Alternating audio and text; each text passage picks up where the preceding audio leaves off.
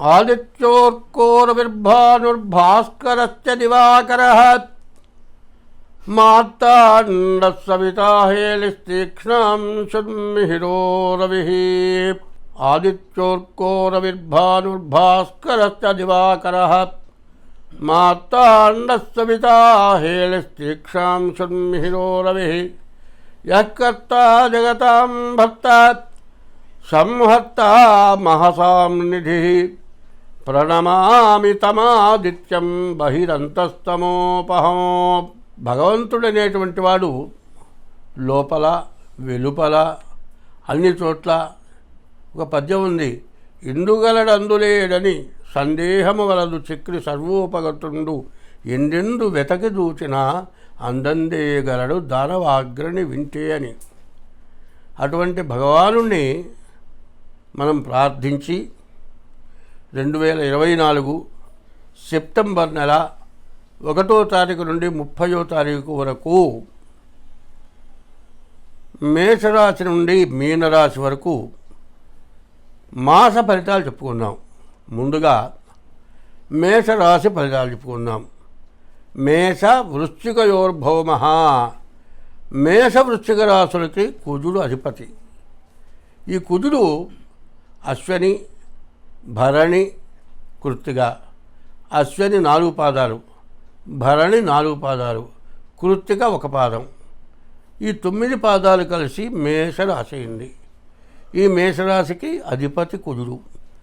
ఆ కుజుడు తృతీయంలో 3ంట ఉన్నాడు, ద్వితీయంలో గురువు ఉన్నాడు, ఏకాదశంలో శని ఉన్నాడు, 6ంట కేతు ఉన్నాడు. అయితే శని, గురువు, కుజుడు, కేతువు ఈ 4 గ్రహాలు కూడా చాలా బాగా ఉన్నాయి. దాదాపుగా ఈ రాశి వాళ్ళకి చెప్పాలి అంటే 100కి 90 వంతులు బాగుంది. ఈ 90 వంతులు ఉన్నటువంటి మంచిని ఒక 40 వంతులు చెడగొట్టేటువంటి గ్రహాలు ఒక 4 ఉన్నాయి.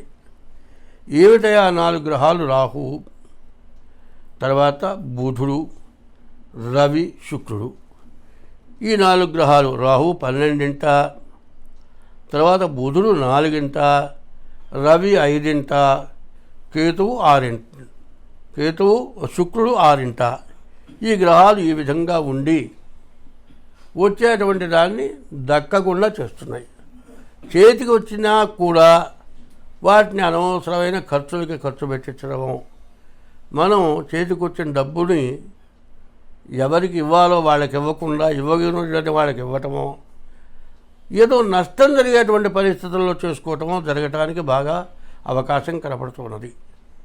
ఈ రాశి వాళ్ళకి ఈ నెలలో మరి చాలా బాగుంది. ఏకాదశంలో శని, స్వక్షేత్రంలో ఉన్నటువంటి శని చాలా బాగుండటం వల్ల వచ్చే ప్రయోజనం ఏమిటయా అంటే, ఇనువుకి సంబంధించేటువంటి వ్యాపారాలు ఏవైనా సరే, పెళ్ళిళ్ళకి సంబంధించేటువంటి వాటికి ఏవైనా సరే, కాదండి మరి ఇనుము, బిల్డింగ్ కట్టుకునేవాళ్ళు ఇనుము, మరి ఇటుక, సిమెంటు, ఇసుక, శుక్రుడు కూడా బాగున్నాడు.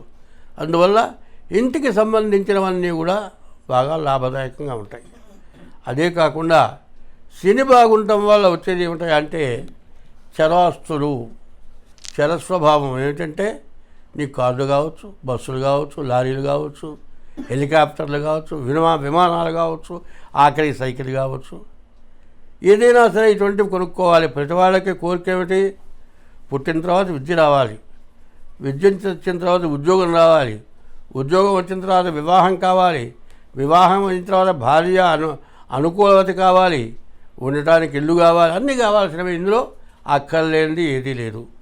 అయితే ఈ శని బాగుండటం వల్ల ఈ చెప్పిన వాటిని అన్నిటినీ కూడా నీకు ఉపయోగపడేటువంటి స్థితిలో ఉన్నాడు శని. నీకు పెళ్లి కావాలంటే అవుతుంది, ఉద్యోగం కావాలంటే వస్తుంది, చదువు పూర్తిగా వస్తుంది, సంతానం కావాలంటే కలుగుతారు, వచ్చే డబ్బులు సద్వినియోగం అవుతుంది, ఇల్లు కావాలంటే కొనుక్కోగలుగుతావు. అన్ని రకాలుగా ఏకాదశంలో ఉన్నటువంటి శని వల్ల అన్ని మంచి ఫలాలు వస్తాయి. అయితే సూర్యపుత్రో యమశ్చ సహా, సూర్యుడు కుమారుడు శని, ఆ శని మాత్రం చెడుగా ఉన్నాడు. అంటే సూర్యుడు కొడుకు శని, తండ్రి కొడుకులు అన్నమాట. శని మాత్రం చెడు స్థానంలో ఉన్నాడు. దాన్ని మనకు ఉపయోగపడకుండా ఆపుతాడు. కాబట్టి శనికి 6,000 జపం చేయించుకొని గోధుమలు దానం ఇవ్వాలి. రాహువుకి 18,000 జపం చేయించుకొని మినుగులు దానం ఇవ్వాలి. బుధుడికి 17,000 జపం చేయించుకొని పెసలు దానం ఇవ్వాలి.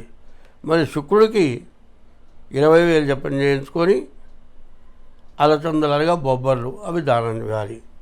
ఇవి ఇవ్వటమే కాకుండా ఇది రాబోతోంది భాద్రపద మాసం, అంటే 1వ తారీఖు దగ్గర నుంచి కూడా శ్రావణ మాసం అయిపోయి భాద్రపద మాసం వస్తుంది. ఈ భాద్రపద మాసం వినాయకుడి యొక్క పండగ. ఈ వినాయక చవితి రాబోతోంది. ఈ వినాయక చవితి వినాయకుడిని పూజించడం చాలా విశేషం. ఈ వినాయకుడితో పాటు నేను చెప్పిన గ్రహాలు 4: 1 రాహువు, 2 బుధుడు, 3 రవి, 4 శుక్రుడు. ఈ చెడు గ్రహాలకి తగినటువంటి శాంతి చేసుకోండి. ఇప్పుడు ప్రతివాళ్ళు ఏమడుగుతున్నారు, ఏమండి నా రాశి కుంభరాశి అండి అంటారు. నోయా ఏయో జయిస్తా వృశ్చిక రాశి అవుతుంది. ఎల్లయ్య అంటే వృశ్చిక రాశి అవుతుంది. నక్షత్రం అయితే ఇంకో రకం ఉంటుంది. ఎల్లయ్య అనే పేరు అడిగితే పుట్టిన జన్మ నక్షత్రాన్ని బట్టి పెట్టి ఉంటే ఎల్లయ్య, జ్యేష్ఠ నక్షత్రం జ్యేష్ఠ జ్యేష్ఠ వృశ్చిక రాశి అవుతుంది. కానీ ఇట్లా చెప్పటంలా పుట్టినరోజు ఉన్న నక్షత్రాన్ని బట్టి రాశి వస్తుంది. పుట్టిన గంటల్ని బట్టి లగ్నం వస్తుంది. మీ జాతకం కావాలంటే పుట్టిన తారీఖు, నెల, సంవత్సరం, టైముతో మీ జాతకం చూపించుకోవాలి. అట్లా కాకుండా ఏదో నా పేరు నా రాశి ఇదండి, నా పేరు సుబ్బారావు కుంభరాశి అండి ఇట్లా అడిగితే అది కరెక్ట్ కాదు. అది అట్లా మీరు ఒక నమ్మకం, ఒక మూఢ నమ్మకం పెట్టుకున్నారు. నీ పేరుని బట్టి రాసి వస్తుందంటే అట్లా రాసి రాదు. కాబట్టి మీరు జన్మ నక్షత్రం ఏందో ముందు తెలుసుకోండి. జన్మ నక్షత్రాన్ని బట్టి రాసి వస్తుంది. తర్వాత మీ జన్మ లగ్నం రావాలంటే డేట్ ఆఫ్ బర్త్ ద్వారా వస్తుంది.